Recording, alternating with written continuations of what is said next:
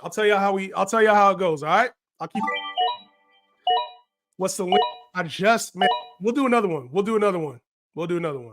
Hop in. It's the link. Here goes the link right here. The link's in the chat. Links in the chat of the YouTube. All right. So the first 4 picks went Caleb Williams, Marvin Harris, Jaden Daniels, Malik Neighbors, and then Roma Dunze. Pretty standard, I would say. Those 5 going in the top 5 are pretty standard right now. The link was just posted in the YouTube. I'll get another one. We're going to do another one. Brian Thomas up next. Yeah, I just, depends on your makeup of what you need. Let's see. I got to pick. And I had another draft where I had a lot of quarterback. I had a good quarterback play already. I took Xavier Worthy in the same spot. Or at the 106, I took Xavier Worthy. I'm going to go Drake May here, though. Starting from scratch. Doing my first year of Dynasty this year. You got pick 4 out of 10. Okay, bet. Monster Cards was good, Brody. Was good. Yeah, the link. I'll post a new link on here on YouTube, right? Laporta or Kelsey at number 1 tight end. I'm kind of fading. Not fading. I'm just not putting Kelsey at my number 1 tight end. I might go, to be real, I might go Trey McBride. Was just about to join. We're gonna get another one up and going. I think we could feel it. Y'all want to draft or no? Y'all want to draft?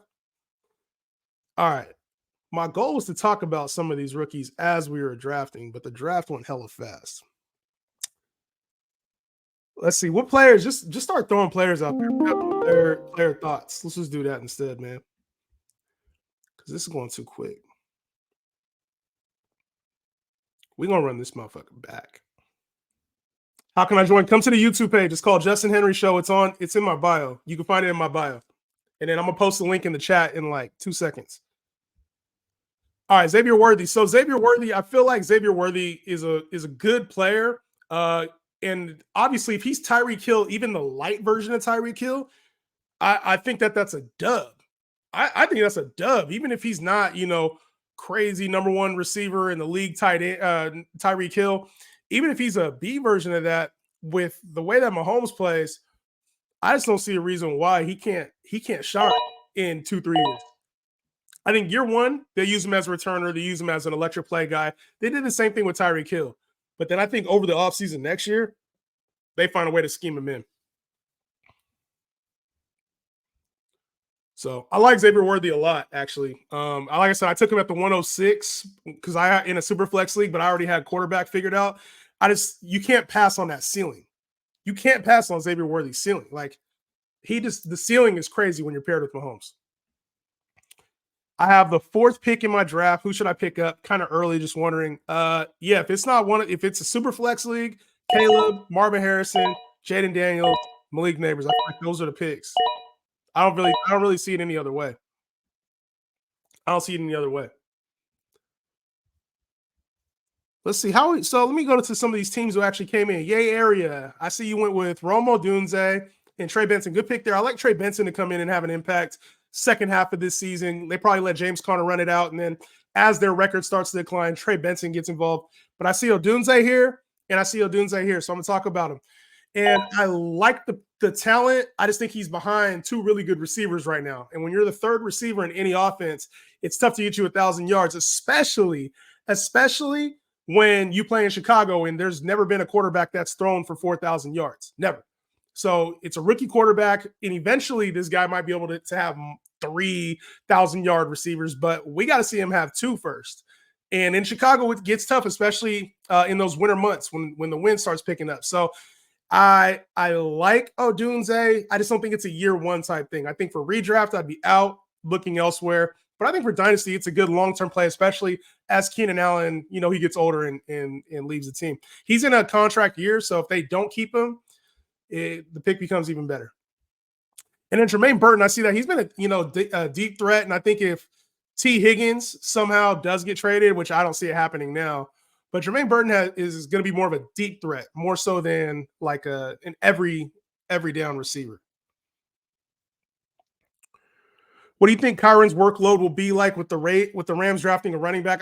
I think a split's coming. I think a split's coming for sure with Kyron. I haven't been a big Kyron guy because I think that the frames kind of it screams we need to give this guy split carries, but he handled it last year, albeit he did get hurt. He did get hurt a little bit, but he handled it last year, played well. I think Blake Corum's going to be a guy that comes in and spells him to make sure he stays healthy. Come on, dude. Oh, Joker timed out. All right, my pick. We're up. Who should I get down here? I've been talking about Jalen McMillan. I think that's who I'm going to go with. I really like Jalen McMillan because I think he has a chance to take over the outside receiver duties with Chris Godwin moving into the slot. Mike Evans going to be on the outside. I like Jalen McMillan. Malik Neighbors. I think Malik Neighbors is going to need a quarterback change to be relevant. We're gonna get you right, Anthony. So I don't know any other platforms. If you guys know a different platform to draft on for the rookies, for the mocks, let me know. If you got something else besides Sleepers is pretty easy. But it comes to Malik Neighbors. I think Malik Neighbors is going to be a great player. He's just going to need a quarterback change. Daniel Jones just isn't that dude. And they have all those receivers on the Giants right now. You talk about Slayton. You got Jalen Hyatt, who was drafted. You got all those receivers they've had. They got Darren Waller at tight end, like a bunch of just like mediocre at receiver. And you bring an elite guy like Malik Neighbors in. I think Daniel Jones will get him the football, but Daniel Jones has a history of spreading it out a little bit more. So they don't really have a run game with Devin Singletary there. I kind of think that I think Malik Neighbors is going to have a decent season, but we'll need to see a full quarterback change before we find like value with him would be my thoughts on that. Let's go with Tez Walker here. Tez Walker. And then I'll just talk about the picks that are on the board right now. I like Sleeper. Yeah, Sleeper is easy. Help, I have the 103. All right, Jordan, let's get you some help. 50 Shades. Trey, what's good, bro? Hop in this mock, man. We about to do a mock right now. Another mock. I got the 103. Caleb and MH Marvin Harrison are gone. That's going to be a hard one for me. MHJ. I'm just going to say, you guys got a MHJ. That's going to be a hard acronym for me. You got Marvin Harrison. Was just offered Jalen Hurts for the 103 and Isaiah Likely. Do I take it? Hell yeah, you take that. Hell yeah. Why wouldn't you get Jalen Hurts for the 103? So you get Jalen Hurts in a super flex league? Yeah, bro. Take Jalen Hurts for the 103. Absolutely. And you said for Jaden Daniels, you're hoping Jaden Daniels turns into Jalen Hurts. Yeah, bro. I think that's a dub. Honestly. What do y'all think? Let them know in the chat. Y'all think that Jalen Hurts for the 103? Isaiah Likely does not matter in this at all. But Jalen Hurts for the 103, who would you rather have in a super flex league? Brock Bowers in a bad draft spot. So Brock Bowers went to the Raiders. And right now he's going to be a third option behind Devontae Adams, behind Jacoby Myers. But then also, they don't really have a quarterback. Gardner Minshew and Aiden O'Connell are going to be battling it out for a starting job. I don't know. I'm not feeling really good about Brock Bowers, at least in year one. They got Michael Mayer, who they drafted last year. Oh, shit, I did not mean to do that. Michael Mayer, who they drafted last year. I just don't see it the same way. I don't see it. Here we go. Whoops. Let's go to this one real quick. What the fuck?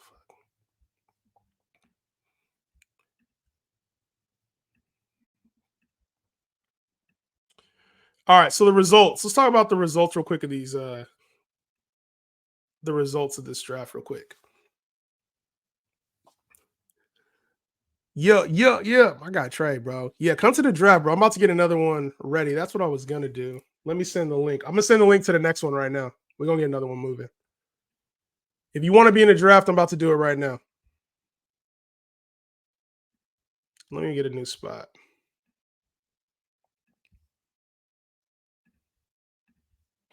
What spot do you guys want me to draft from? What spot do you guys want me to draft from? Why is Cooper Kupp's ADP so low?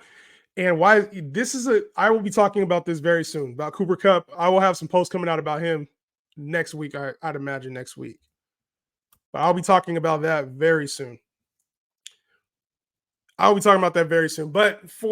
answer your question right now, Tegan, I think it's just because of last season and everybody's expecting a drop off with Cooper Kupp that at the end of the day, it's like he performed well when he was healthy, and he got hurt. And everybody's seeing Puka's rise, expecting him to take over. Cooper Kupp's getting a little bit older.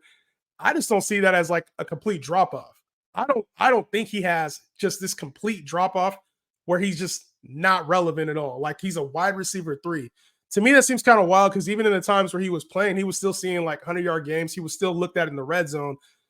I don't know why his ADP is that low. I think people are just soured on him, and he's an older name. And if he gets hurt, people are going to be looking to move him. So I think when people get burned, ADP comes down. That's typically what happens. And he's an older name.